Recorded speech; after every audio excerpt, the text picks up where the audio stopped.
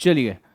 Hello everyone, कैसे हो आप सभी। मेरा नाम तारेंद्र बेले है और मैं आप सभी का स्वागत करता हूं द एग्जाम बाबा के इस यूट्यूब चैनल पर, द एग्जाम बाबा के इस ऑनलाइन प्लेटफॉर्म, इस ऑनलाइन एप्लीकेशन के ऊपर। दोस्तों, मैं आप सभी को बता देना चाहता हूं कि मैं आपसे हर क्लास के पहले या हर वीडियो के पहले मैं आप लोगों से कहता हूं कि किसी भी एग्जाम की तैयारी करने से पहले हमें उस एग्जाम के सिलेबस को भली भांति एकदम छोटे छोटे पॉइंट्स में हमें उस सिलेबस को तोड़ना होता है।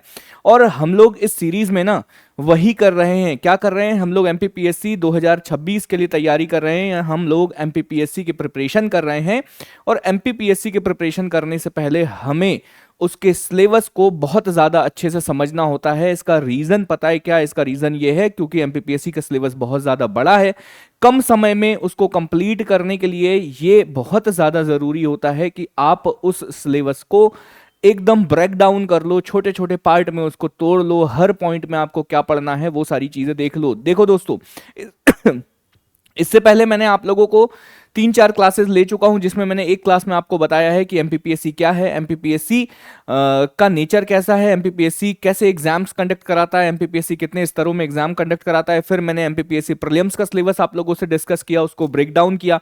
फिर एमपीपीएससी मेंस के ऊपर हम लोग आए और एमपीपीएससी मेंस में कल हम लोगों ने पेपर 1 को डिस्कस किया था। आज हम लोग एमपीपीएससी मेंस पेपर 2 के सिलेबस के ऊपर चर्चा करेंगे और इस पूरे के पूरे सिलेबस को हम लोग यहां पर डिस्कस करने वाले हैं कि एमपीपीएससी मेंस के पेपर 2 में आप लोगों को पार्ट ए और पार्ट बी में कौन कौन सी यूनिट्स पढ़ने हैं, कौन कौन से सब्जेक्ट्स पढ़ने हैं, ये सारी चीज़ों को हम लोग यहाँ पर अच्छे से डिटेल में याद करेंगे और हम लोगों को सारी की सारी चीज़ें याद हो जाएगी।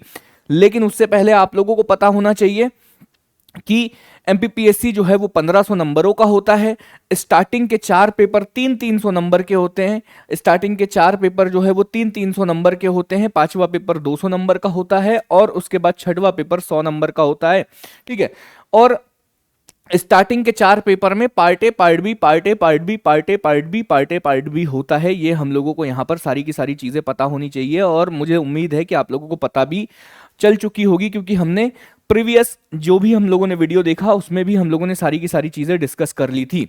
आज जिस पेपर को हम लोग यहाँ पर डिस्कस करने वाले हैं वो पेपर है दोस्तों ये। आज जिस पेपर को हम लोग यहाँ पर डिस्कस करने वाले हैं जिसे हम लोग कहते हैं जीएस पेपर। हाँ, याद रखना क्या कहते हैं हम लोग इसे? हम लोग इसे कहते हैं जीएस सामान्य अध्ययन द्वितीय प्रश्न पत्र या GS paper number 2। GS paper number 2 जिसमें पार्ट ए में हमको पढ़ना होता है राजनीति विज्ञान या हम कहते हैं पॉलिटी। इसको मोटे मोटे तौर पर आप कह सकते हो पॉलिटी। और दूसरे पार्ट में हमें पढ़ना होता है सोशियोलॉजी या हम कहते हैं इसको समाजशास्त्र। कितने कितने नंबरों का आता है सर? तो दोनों जो है वो 150-150 नंबरों का आता है और दोनों पार्टों को मिलाकर हमें कुल समय जो मिलता है वो कितना मिलता है भाई लोग? तो वो हमें सर कुल समय मिलता है 3 घंटे का। इस पेपर को हम चाहे तो हिंदी में भी लिख सकते हैं, चाहे तो इंग्लिश में भी लिख सकते हैं, लेकिन ऐसा आप बीच में चेंजेस नहीं कर सकते। आपको क्या करना पड़ता है? आप जब मेंस लिखने जाते हो तो आयोग आप लोगों से पहले पूछता है कि आप किस भाषा में या आप, हाँ एक सेकंड, हाँ, आप किस भाषा में मेंस जो है वो लिखने वाले हो, या आपसे पूछा जाएगा कि या तो आप इंग्लिश में लिखो या तो आप हिंदी में लिखो। आप जिस भाषा को फॉर्म भरते समय फिल करोगे उसी भाषा में आप लोगों को मेंस लिखना होता है। आपके पास चॉइसेस रहती है। ठीक है। बाकी सारी चीजें आप लोग यहां पर अच्छे से जानते हो कि 1500 नंबर का मेंस होता है, 185 नंबर का हमारा इंटरव्यू होता है सर। टोटल 1685 नंबर में हम लोगों का सिलेक्शन हो जाएगा और टोटल 1685 नंबर में से हमारा टारगेट है सर कि 1000 से ज्यादा नंबर हम लोग लेकर आए और डिप्यूटी कलेक्टर बने। ये हमारा टारगेट है। अब देखो पार्ट ए में कितने क्वेश्चन आएंगे, तो कल भी मैंने आप लोगों को बताया था कि पार्ट ए में 2 नंबर वाले कितने प्रश्न आएंगे भाई? 15 क्वेश्चन आएंगे। 7 नंबर वाले कितने प्रश्न आएंगे सर? 10 प्रश्न आएंगे। और 10 नंबर वाले कितने प्रश्न आएंगे सर? तो 5 प्रश्न आएंगे। टोटल पार्ट ए में सर हमारे सामने आएंगे 30 प्रश्न, पार्ट बी में भी 30 प्रश्न आएंगे, मतलब टोटल पेपर सेकंड में भी हमें 60 प्रश्नों को सॉल्व करना होगा। इन 60 प्रश्नों को सॉल्व करने के लिए पूर्णांक कितना है?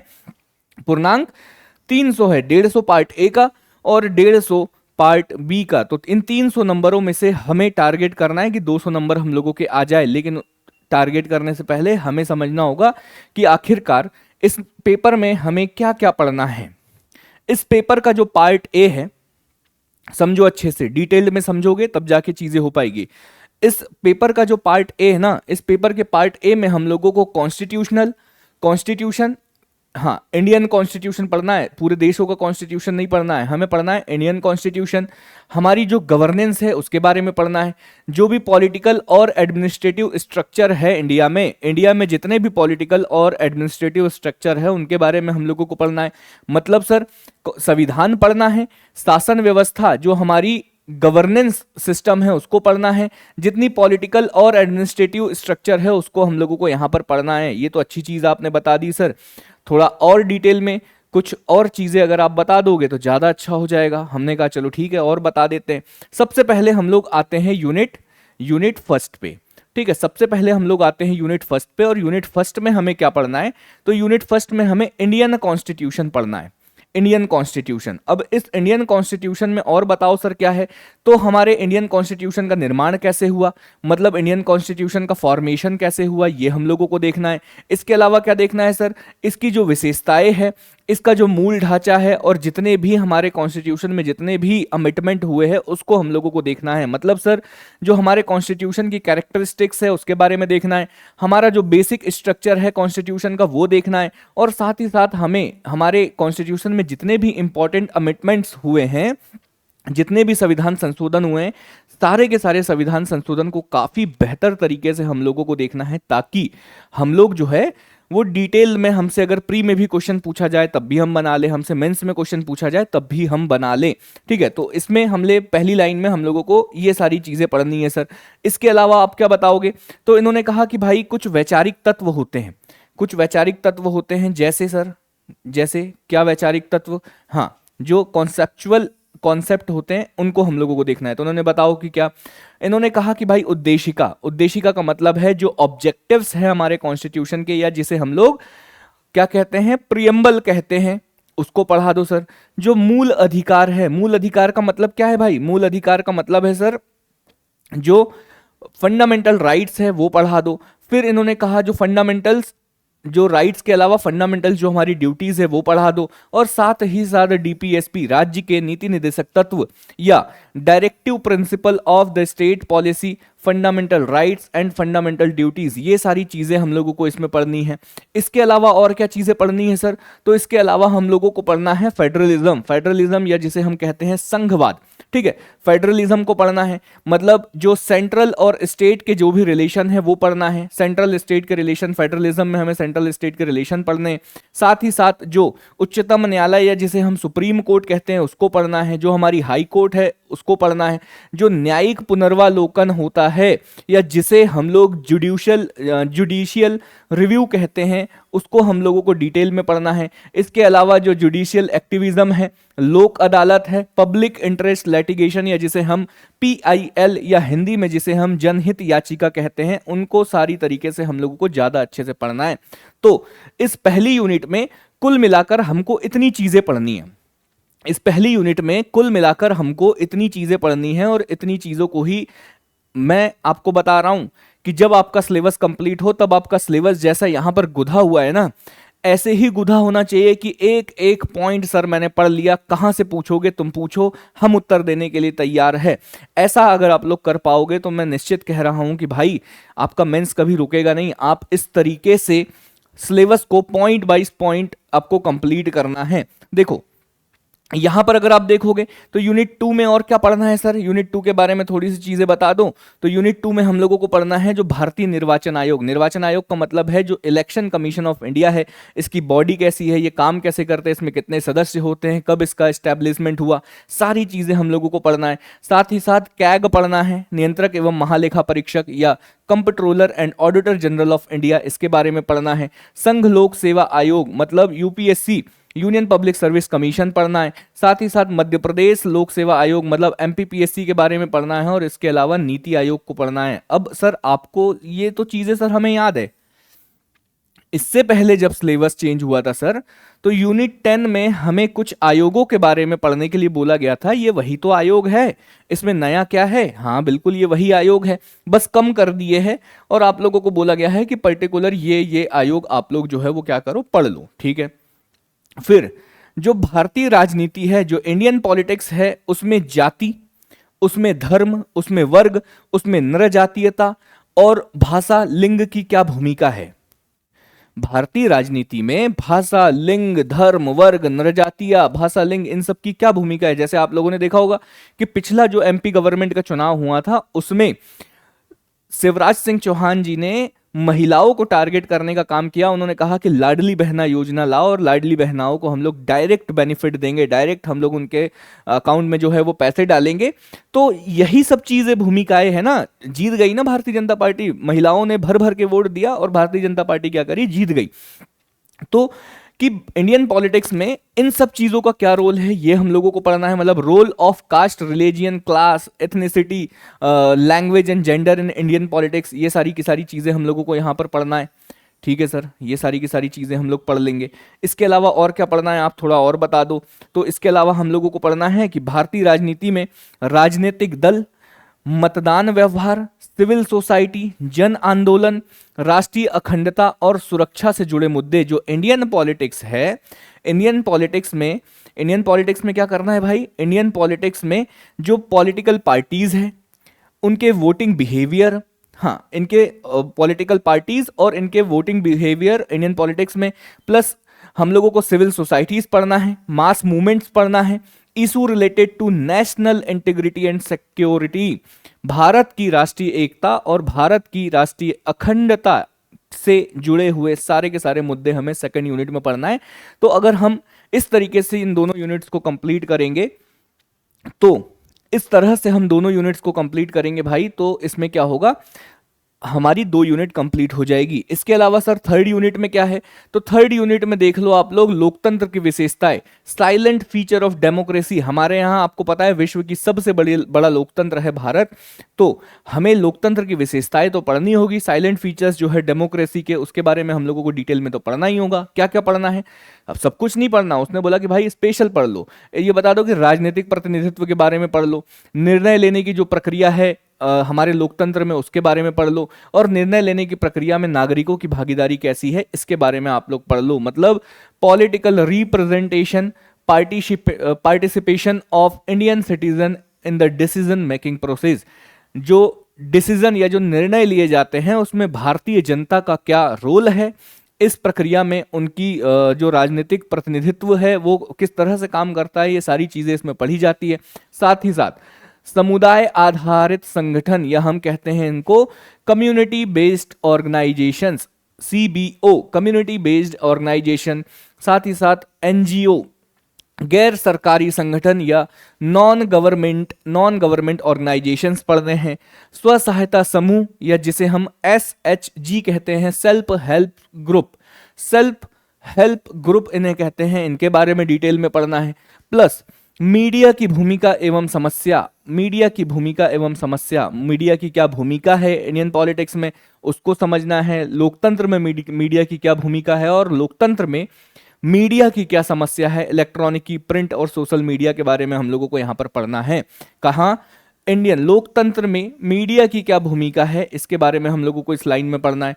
फिर जितने भी पॉलिटिकल थिंकर हुए हैं, जितने भी भारतीय पॉलिटिकल थिंकर हैं, इनके बारे में पढ़ना है। और इसमें भी इन्होंने स्पेसिफाई कर दिया कि सब नहीं पढ़ना आपको, कौटिल्य के बारे में पढ़ लो, देवी अहिल्याबाई होलकर के बारे में पढ़ लो, साथ ही साथ महात्मा गांधी जी के बारे में पढ़ लो, जवाहरलाल नेहरू जी के बारे में पढ़ लो, सरदार वल्लभ भाई पटेल जी के बारे में पढ़ लो, राम मनोहर लोहिया जी के बारे में पढ़ लो, डॉक्टर भीमराव अंबेडकर जी के बारे में पढ़ लो, पंडित दीनदयाल उपाध्याय और जयप्रकाश नारायण जी के बारे में पढ़ लो।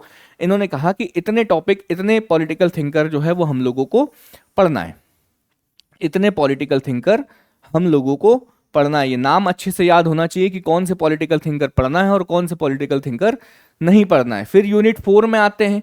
यूनिट 4 में आते हैं सर, राज्यों का पुनर्गठन 1956 में कब हुआ, मध्य प्रदेश का निर्माण कैसे हुआ, मध्य प्रदेश का विभाजन 2000 में कैसे हुआ। सर ये तो हम पहले ही पढ़ चुके, हिस्ट्री वाली यूनिट में, ज्योग्राफी वाली यूनिट में भी ये टॉपिक था हमारे पास। ठीक है, फिर हम स्टेट जो हमारी पॉलिटी है उसके ऊपर आ गए, और स्टेट पॉलिटी में हम लोग देख रहे हैं कि राज्यपाल की नियुक्ति कैसी होती है, राज्यपाल का जो गवर्नर होता है उसका अपॉइंटमेंट कैसे होता है, राज्यपाल की क्या क्या पावर्स होती है, इसकी स्थिति क्या है, मुख्यमंत्री और मंत्री परिषद के बारे में पढ़ना है कि मुख्यमंत्री कैसे बनते हैं, इनका संगठन कैसे होता है, ये लोग कैसे कार्य करते हैं।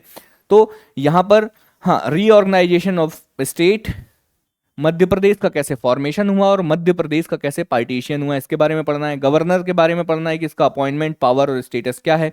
चीफ मिनिस्टर और काउंसिल ऑफ मिनिस्ट्रीज के बारे में पढ़ना है कि इनका स्ट्रक्चर क्या है, फ्रिक्शन एंड इनका रोल क्या है। ठीक है, मध्य प्रदेश की जो विधानसभा है या हम कहते हैं कि the state legislature of Madhya Pradesh, state legislature या मध्य प्रदेश की विधानसभा, इसके बारे में पढ़ना है कि कैसे संगठन स्ट्रक्चर कैसा है, इसकी पावर क्या है, जो इसका प्रेसिडेंट है उसकी क्या भूमिका है, उसका क्या रोल है, और विपक्ष जो अपोजिशन होता है उनका क्या रोल होता है। इन सारी चीजों को हम लोगों को यहाँ पर पढ़ना है। ठीक है सर, 5वीं यूनिट आप बता दो। 5वीं यूनिट के बारे में डिटेल में बता, हाँ, चौथी यूनिट के बारे में और डिटेल में तो मध्य प्रदेश की जो हाई कोर्ट है उसके बारे में देखो। हाई कोर्ट की संपूर्ण चीजें पढ़नी है कि इसका स्ट्रक्चर कैसा है। ठीक है, और कॉन्स्टिट्यूशन, इसका जो क्षेत्राधिकार या उसे कहा जाता है क्या, कॉन्स्टिट्यूशनल ज्यूरिडिक्शन एंड रूल्स हम लोगों को देखना है। जवाबदेही और एवं अधिकार, या इसे हम कहते हैं अकाउंटेबिलिटी एंड राइट्स। ठीक है, किसका, हाँ, अकाउंटेबिलिटी एंड राइट्स में हम लोगों को पढ़ना होता है प्रतिस्पर्धा आयोग, अनुसूचित जाति आयोग, अनुसूचित जनजाति आयोग, पिछड़ा वर्ग आयोग, केंद्रीय सतर्कता आयोग, मानव अधिकार आयोग, सूचना आयोग, उपभोक्ता फोरम, बाल आयोग और महिला आयोग। ये तो सर वही कमीशंस है सारे, ये तो सर ये वही कमीशंस है जो हम लोग यूनिट 10 में, इससे सिलेबस चेंज होने, जब सिलेबस चेंज हुआ उससे पहले यही तो चीजें हम लोग पढ़ा करते थे, यही तो चीजें हम लोग पढ़ा करते थे, इसमें हम लोग कुछ नया थोड़ी ना पढ़ते थे। तो ये यूनिट, वो यूनिट 10 वाली चीजें है जो प्रीलिम्स में हम लोग पढ़ा करते थे, वही चीज हम लोगों को मेंस में फिर से यहाँ पर पढ़ना है। तो मेंस में पढ़ना है, कोई बड़ी बात नहीं है सर, ये सारी की सारी चीजें हम लोगों को ज्यादा अच्छे से पढ़ना है। इसके अलावा यूनिट 5 में हम लोगों को पूरी की पूरी पॉलिटी जो है वो मध्य प्रदेश से रिलेटेड है कि मध्य प्रदेश में किस प्रकार से एडमिनिस्ट्रेशन चलता है, मध्य प्रदेश में एडमिनिस्ट्रेशन कैसे होता है। ठीक है, इसका सेक्रेटरिएट के बारे में बता दो, इसका जो मुख्य सचिव है उसके बारे में बता दो, सचिव, आयुक्त, मध्य प्रदेश के जो जिला प्रशासन है, जिलाधीश की भूमिका, जो कलेक्टर होता है या डिस्ट्रिक्ट मजिस्ट्रेट या डिस्ट्रिक्ट कलेक्टर होता है, इनके रूल्स, इनके बारे में आप लोगों को डिटेल में पढ़ना है। अब देखो ये सारी की सारी चीजें ना, ये जो चीजें आप लोग पढ़ोगे ये आपको इंटरव्यू में भी काम आएगी, क्योंकि आप लोगों से पूछा जाएगा कि भाई सेक्रेटरिएट का क्या काम होता है, सारी की सारी चीजें आप लोगों से पूछी जाएगी। तो ये पढ़ना है। एमपी का जो स्ट्रक्चर है, एमपी का जो एडमिनिस्ट्रेटिव स्ट्रक्चर है, उसको हम लोगों को इस यूनिट में पढ़ना है। मध्य प्रदेश में जो ग्रामीण स्थानीय स्वशासन है, जो पंचायती राज है, उसको हम लोगों को पढ़ना है, उसकी शक्तियां पढ़नी है। शहरी स्थानीय जो नगर निगम, नगर पालिकाओं के बारे में पढ़ना है, सारी की सारी चीजें।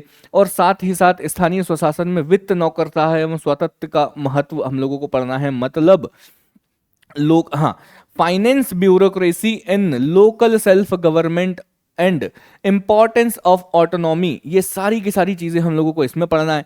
मध्य प्रदेश का राजनीतिक परिदृश्य, मतलब पॉलिटिकल सिनेरियो ऑफ मध्य प्रदेश हम लोगों को देखना है। अब इसमें क्या क्या देखना है, जनजातीय, पिछड़े, वंचित वर्गों का उत्थान एवं नक्सली समस्या से जुड़े जितने भी मुद्दे हम लोग होंगे वो सारे के सारे हम लोग यहाँ पर पढ़ेंगे। अनएम्प्लॉयमेंट, हाँ ठीक है, जो उत्थान है, ट्राइबल्स का जो उत्थान है ये हम लोगों को देखना है। बैकवर्ड क्लासेस के जो जितने भी इशू है वो देखना है, और नक्सलाइट जो इशू है उसके बारे में हम लोगों को यहाँ पर डिटेल में सारी की सारी चीजें देखनी है। इसके अलावा मध्य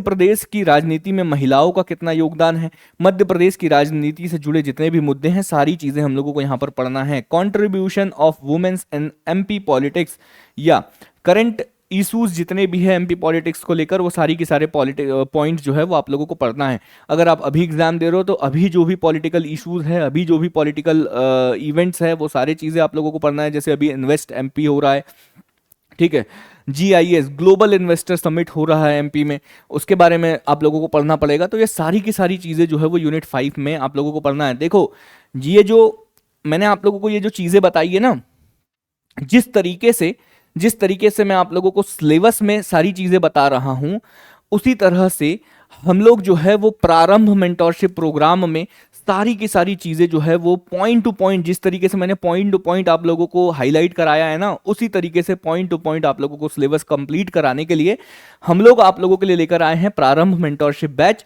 सारे के सारे बैच की जानकारी जो है वो आप लोगों को इस नंबर पर आप लोग मैसेज करिए। इस नंबर पर जैसे ही आप लोग मैसेज करोगे, आप लोगों को सारे के सारे बैच की जानकारी जो है वो प्रोवाइड कर दी जाएगी, हर चीज आप लोगों को बता दी जाएगी। ठीक है, 1 तारीख से ये बैच स्टार्ट हो रहा है। है 1 मार्च से ये स्टार्ट हो रहा है और इसमें हम लोग पॉलिटी ही स्टार्ट कर रहे हैं। सबसे पहले पेपर 2 स्टार्ट कर रहे हैं, पेपर 1 स्टार्ट कर रहे हैं, पेपर 3 पॉलिटी मैं खुद पढ़ाऊंगा। तो ये जो यूनिट अभी मैंने डिस्कस करी है वो सारी की सारी यूनिट मैं आप लोगों को एकदम पॉइंट टू पॉइंट कंप्लीट कराने वाला हूं बहुत ज़्यादा अच्छे से। तो आप लोग देरी नहीं कर सकते, 1 मार्च से आप लोगों का ये बैच स्टार्ट होने वाला है। चलो पार्ट बी को डिस्कस कर लें। पार्ट ए तो डिस्कस हो गया सर, ठीक है। तो इन 5 यूनिट से हम लोगों को इन 5 यूनिट, ठीक है, इन 5 यूनिट से समझना, ठीक है, ठीक है। तो सर इन 5 यूनिट से हम लोगों को कितने नंबर मिलेंगे? इन 5 यूनिट से भाई हम लोगों को मिलेंगे 150 नंबर।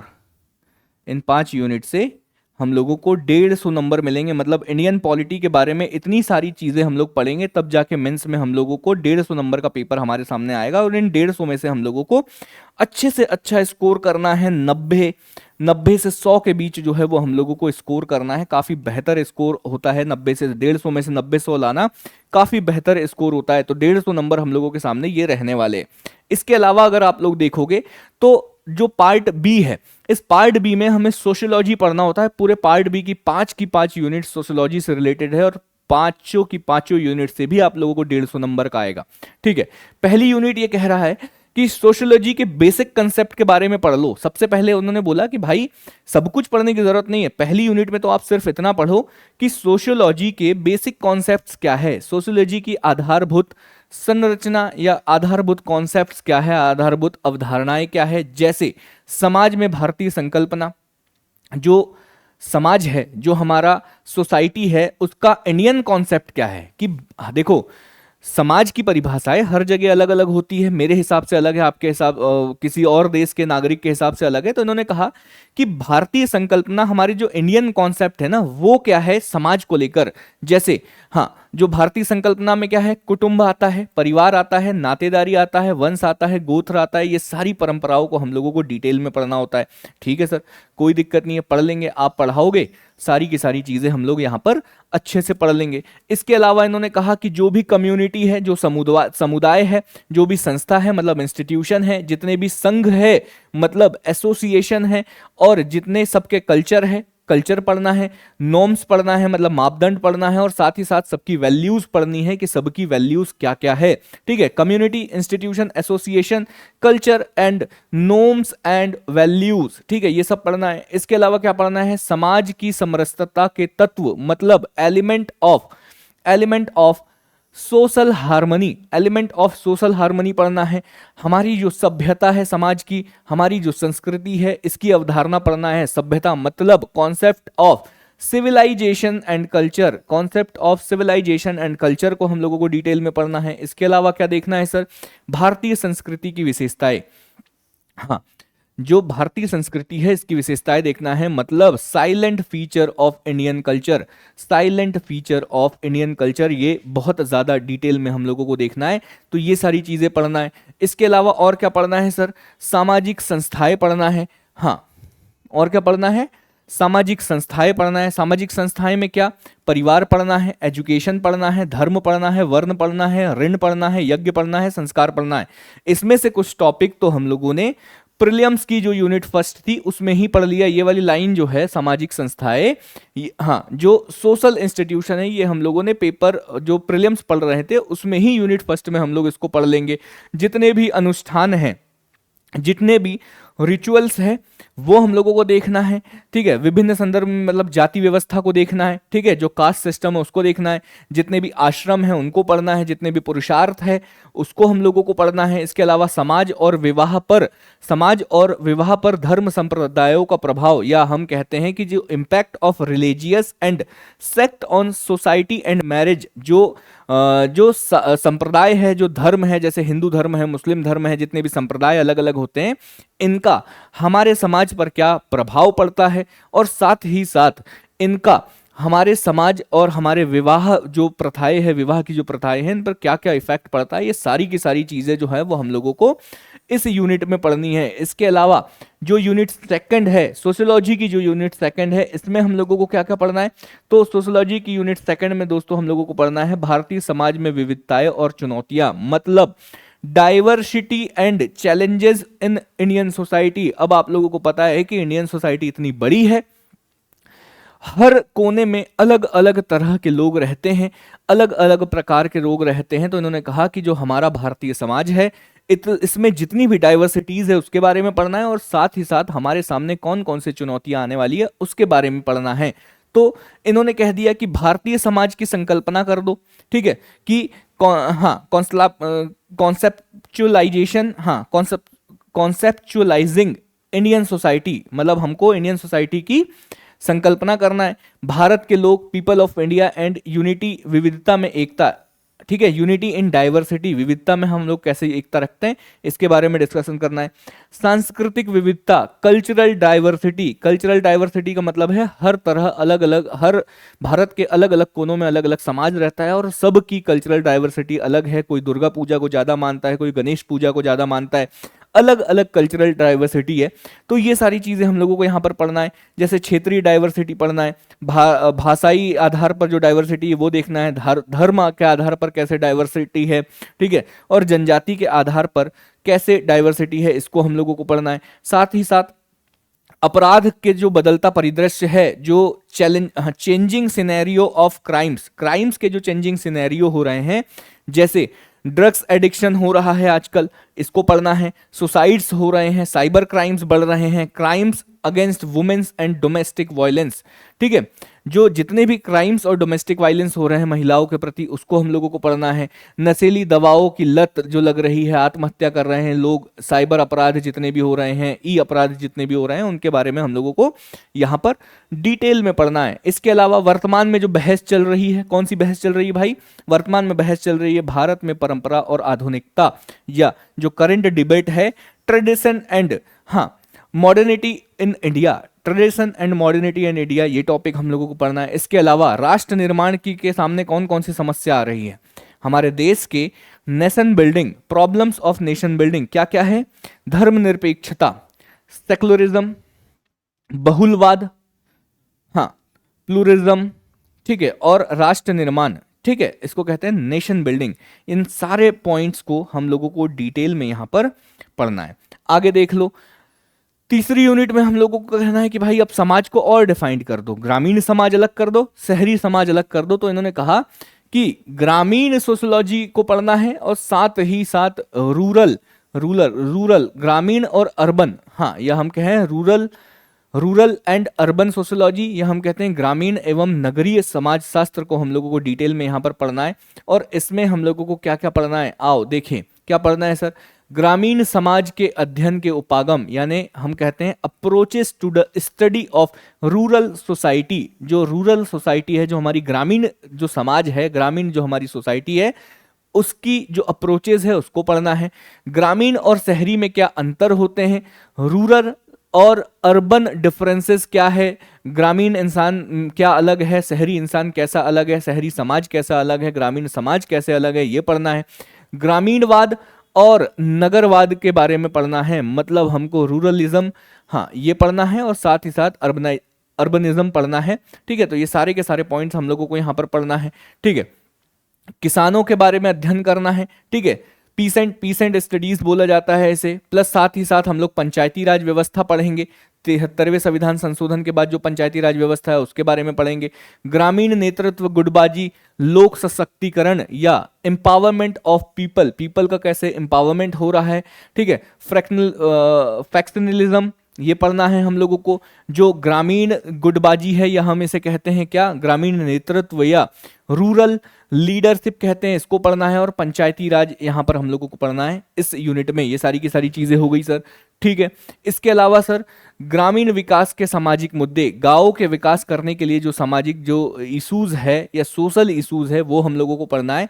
तो social issues and strategy for rural development, मतलब गांव के विकास करने के लिए क्या क्या रणनीतियां होनी चाहिए, कौन कौन से सामाजिक मुद्दे होने चाहिए, इन सामाजिक मुद्दों में और क्या पढ़ना है। इन सामाजिक मुद्दों में पढ़ना है कि किस प्रकार बंधुआ मजदूरी को कम किया जाए, प्रवासी मजदूरों के बारे में पढ़ना है, ग्रामीण समाज में बदलाव के रुझान, ठीक है, ग्रामीण समाज में bonded and migrant labour, trends of change in rural society, ग्रामीण समाज में किस प्रकार से बदलाव आ रहे हैं, ये सारी की सारी चीजें हम लोगों को यहाँ पर पढ़ना है। इसके अलावा और बता दो सर, नगरीय समुदाय की विशेषता। अब ग्रामीण समुदाय देख लिए, तो अब आप देख लो नगरीय समुदाय की, जो नगर में लोग रहते हैं उनमें क्या अलग है। तो नगरीय समुदाय में जितने भी परिवर्तन आ रहे हैं वो पढ़ना है, नगरीकरण के कारण और प्रभाव पढ़ना है। ठीक है, अर्बनाइजेशन के जितने भी कॉसेज है और जितने भी इम्पैक्ट है उनको हम लोगों को पढ़ना है। चेंज इन अर्बन कम्युनिटी में किस प्रकार चेंजेस आ रहे हैं, ये सारी चीजें पढ़ना है। नगर नियोजन की अवधारणा, नगर नियोजन को प्रभावित करने वाले कारक, भारत में नगरीय प्रबंधन की समस्याएं, जो concept of town planning, factor affecting to urban planning, problems of urban management in India, India में अर्बन मैनेजमेंट करने में कौन कौन से समस्याएं आ रही है, वो सारी चीजें हम लोगों को यहां पर देखना है। तो इस तरह से थर्ड यूनिट को भी बहुत ज्यादा डिटेल में हम लोगों को सारी तरह से अच्छे से इसको देखना है। इसके अलावा सर और बता दो, इसके अलावा देख लो भाई, हाँ इसके अलावा देख लो यूनिट 4, और यूनिट 4 में हम लोगों को पढ़ना है औद्योगिकरण, वैश्वीकरण, सामाजिक विकास और जनसंख्या, मतलब industrialisation, globalisation, social development and population के बारे में डिटेल में हम लोगों को पढ़ना है, क्योंकि ये भी समाज का हिस्सा है।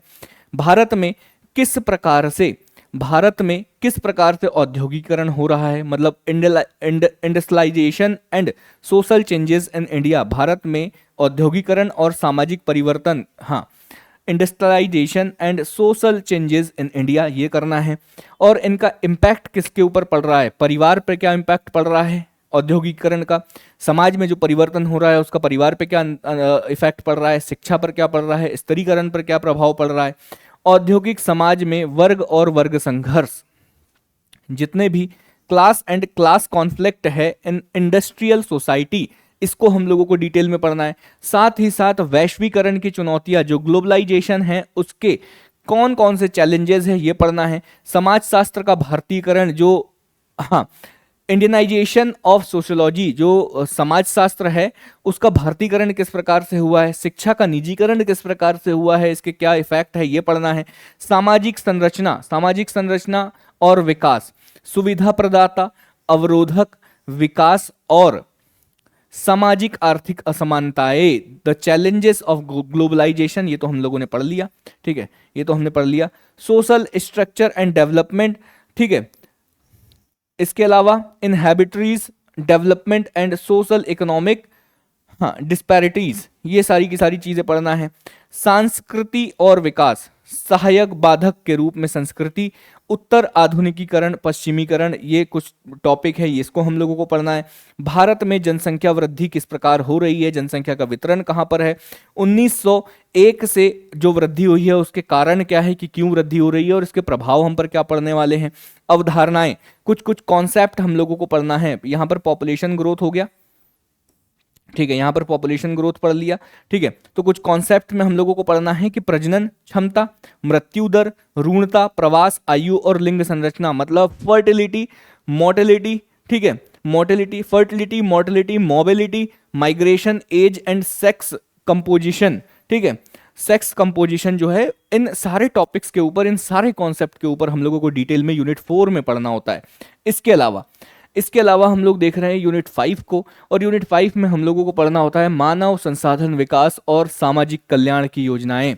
ठीक है, मानव संसाधन विकास और जो मानव कल्याण है, या हम कहते हैं कि जो समाज के कल्याण करने के लिए जितनी भी योजनाएं होती है उनको हम लोगों को यहाँ पर पढ़ना होता है। मतलब human resources development, human resource development and social welfare scheme जितनी भी चल रही है उनको पढ़ना है। जैसे अभी हाल ही में नेशनल एजुकेशन पॉलिसी 2020 लागू हुई, तो इसके बारे में पढ़ना है। नेशनल एजुकेशन पॉलिसी, इसके विजन क्या है, इसके सिद्धांत क्या है, स्कूली शिक्षा, उच्च शिक्षा, व्यावसायिक शिक्षा, ऑनलाइन और डिजिटल शिक्षा, वयस्क शिक्षा, जीवन पर्यंत सीखना, पूरे जीवन भर सीखना, ये सारी की सारी चीजें हम लोगों को यहाँ पर पढ़ना होता है। कौन कौन सी चीजें पढ़ना होता है भाई, vision, principal, new education policies के, school education, higher education, professional education, online education, digital education जो आप लोग अभी पढ़ रहे हो, डिजिटल और ऑनलाइन एजुकेशन, एडल्ट एजुकेशन, साथ ही साथ लॉन्ग लाइफ एजुकेशन या लाइफ लॉन्ग लर्निंग जो है, ये सारी चीजें पढ़ना है। समाज के वर्ग, सामाजिक वर्ग और उनके परिवार के कल्याण कार्यक्रमों से संबंधित मुद्दे, मतलब जितने भी रिलेटेड इशू है, किससे रिलेटेड, जितने भी सोशल क्लासेस एंड उनके जो वेलफेयर प्रोग्राम्स चलाए जा रहे हैं उनसे रिलेटेड जितने भी इश्यूज है, जितनी भी उनसे संबंधित मुद्दे हैं, उनके बारे में पढ़ना। जैसे वरिष्ठ नागरिकों से संबंधित, महिलाओं से संबंधित, उनके विशेषाधिकार प्राप्त करने वाले जितने भी वर्ग हैं उनसे संबंधित, विकासात्मक परियोजना से उत्पन्न विस्थापित समूह, विकासात्मक परियोजनाओं से संबंधित, मतलब समझो कि अगर कहीं पर हम लोग विकास कर रहे हैं तो वहां डेवलपमेंट के लिए हम लोग लोगों को विस्थापित करते हैं। जैसे विस्थापित करते हैं, जैसे आप लोगों ने अभी सुना होगा कि कैंसर हॉस्पिटल बन रहा है, कहां पर, बुंदेलखंड में कैंसर हॉस्पिटल बन रहा है, तो वहां पर जो आसपास की जो जमीन है वहां पर, ठीक है, वहां से लोगों को जब विस्थापित किया जाएगा या कहीं पर जंगलों से लोगों को विस्थापित किया जाता है, तो उनसे रिलेटेड जितने भी मुद्दे हैं, उनको जितने भी विशेषाधिकार दिए गए हैं, उनसे रिलेटेड चीजें हम लोगों को यहाँ पर पढ़नी है। बच्चियों से रिलेटेड या बालिकाओं से संबंधित शिक्षा से जुड़े जितने भी मुद्दे हैं, उन सारे मुद्दों को इस 5वीं यूनिट में हम लोग यहाँ पर ज़्यादा अच्छे से डिस्कस करते हैं। तो बहुत डिटेल्ड हम लोगों को यहाँ पर पढ़ना होता है सोशियोलॉजी को। सामुदायिक विकास कार्यक्रम या जिसे हम लोग कहते हैं कम्युनिटी डेवलपमेंट प्रोग्राम, ठीक है, विस्तार शिक्षा या एक्सटेंशन एजुकेशन। एक्सटेंशन एजुकेशन आप समझते हो कि मान के चलो कि मैं किसी कारणवश कॉलेज नहीं जा पा रहा हूँ, तो मैंने 1 साल का एक्सटेंशन ले लिया कि हम भाई अभी जिस ईयर में हूँ मैं 1 साल बाद आऊंगा और यहीं से मैं पढ़ाई स्टार्ट करूंगा, तो कहा जाता है उसको विस्तार शिक्षा। पंचायती राज, सामुदायिक विकास में गैर जो एनजीओ है उनकी क्या भूमिका है, जो समाज के विकास में जितने भी नॉन गवर्नमेंटल ऑर्गेनाइजेशंस हैं इनकी क्या भूमिका है। इससे पहले हम लोगों ने देखा था कि भारतीय लोकतंत्र में एनजीओ की क्या भूमिका है। अब हम लोग यहाँ पर समाजशास्त्र में एनजीओ की भूमिका देख रहे हैं, ठीक है। मध्य प्रदेश में जनजातियों की स्थिति, मध्य प्रदेश में जितने भी ट्राइबल्स है या ट्राइब्स है उनकी क्या स्थिति है, सामाजिक संरचना क्या है, उनके रीति रिवाज क्या है, ये पढ़ना है। साथ ही साथ जनजातियों में विश्वास, विवाह, रिश्तेदारी, धार्मिक विश्वास, परंपराएं, त्यौहार और उनके जितने भी उत्सव है इनके बारे में पढ़ना है, मतलब ट्राइब्स के बारे में पढ़ना है। यूनिट 10 प्रीलिम्स की यूनिट 10 से हमारा ये कवर हो जाएगा, ठीक है। ट्राइब्स के बारे में पढ़ना है। मध्य प्रदेश की जितनी भी लोक संस्कृति है, मतलब folk culture of Madhya Pradesh, MPG के जब हम लोग पढ़ेंगे तो ये सारी चीजें इसमें, ये 2 लाइन तो वहां से कवर हो जाएगी, ठीक है। तो इस तरीके से सारी की सारी 5 यूनिट जो है वो समाजशास्त्र में हम लोगों को पढ़ना है। और ये 5 यूनिट हम लोगों को कितने नंबर देकर जाएगी, ये 5 यूनिट सर हम लोगों को देकर जाएगी 150 नंबर का, हम लोगों को इस 5 यूनिट से पूछा जाएगा। और 150 में से हम लोगों को 100 टारगेट करना है। 100 अगर हम लोग टारगेट करते हैं, 110 टारगेट करते हैं तो हम काफ़ी अच्छा स्कोर करेंगे, ठीक है। तो ये सेकंड पेपर का सारा एनालिसिस हो गया है। उस प्रारंभ बैच के बारे में मैंने आप लोगों को बता ही दिया है, सारी की सारी चीज़ें बीच में, ये नंबर है, इस नंबर पर आप लोग कांटेक्ट करोगे, प्रारंभ बैच की सारी जानकारी आप लोगों को दे दी जाएगी। लेकिन उससे पहले मैं आप लोगों को बता देना चाहता हूं भाई कि द एग्जाम बाबा का एप्लीकेशन आप लोग डाउनलोड कर लो। द एग्जाम बाबा का एप्लीकेशन डाउनलोड करोगे तब जाके आप लोगों को प्रारंभ बैच जो है वो मिल पाएगा। तो सबसे पहले आप क्या करो, द एग्जाम बाबा का एप्लीकेशन डाउनलोड कर दो, ठीक है। इसके बाद कल जो है मैं वो पेपर 3 का डिस्कशन लेकर आऊंगा, फिर पेपर 4, फिर एक दिन में पेपर 5 और पेपर 6 दोनों एक साथ करा देंगे। तो कल पेपर 3 का डिस्कशन करेंगे, परसों पेपर 5 का डिस्कशन करेंगे और उसके बाद पेपर 6, उसके बाद हमारा प्रारंभ बैच जो है वो स्टार्ट हो जाएगा, ठीक है। तो बस उम्मीद करता हूं आप लोगों को समझ में आया होगा। सारी की सारी चीजें हार्ड कॉपी निकलवा लेना, सिलेबस कभी फोन में मत रखना, हमेशा हार्ड कॉपी निकलवा लेना, ठीक है। चलो बाय बाय, टेक केयर, ख्याल रखिएगा। फिर मुलाकात करेंगे द एग्जाम बाबा के इसी ऑनलाइन प्लेटफॉर्म पर। लेकिन तब तक के लिए मैं तारेंद्र बेले आप सभी लोगों से विदा लेता हूं। बाय बाय, टेक केयर, ख्याल रखिएगा।